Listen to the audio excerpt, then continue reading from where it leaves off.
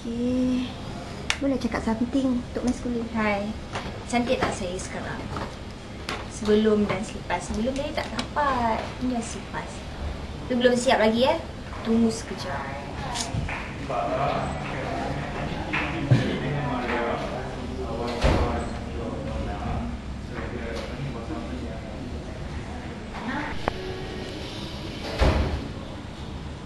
Ami nak tanya, lelaki yang macam mana yang awak tak suka ya? Saya tak suka lelaki yang hipokrit. Okey. Saya tak suka lelaki yang agak ego. Okey. Panas baran tu normal lah bagi semua lelaki. Nak panas baran pun tak boleh juga kan. Sebab lelaki memang semua panas baran. Wow, segmen. Lelaki tak panas baran itu bukan lelaki namanya. Lelaki penuh dengan keegoan. Yes. Jadi saya agak tak suka lelaki macam tu lah. Nyampah. Susah nak layan yang kena. Tapi saya simple.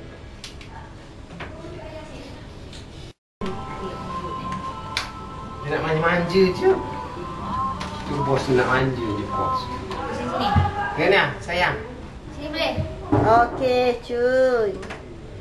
Macam naik-naik je.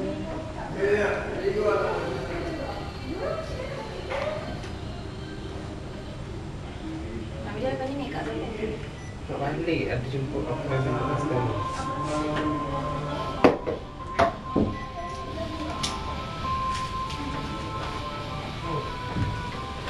Ami, kalau sekarang ni ramai lelaki komplain pasal kata hantaran perempuan tinggi sangat sampai takut nak kahwin ni, macam mana ya? Apa pendapat awak? Itu saya paling marah. Marah dan marah. Kenapa? Dan kenapa? Kenapa? Sebabnya lelaki dia tak tahu pasal duit kot.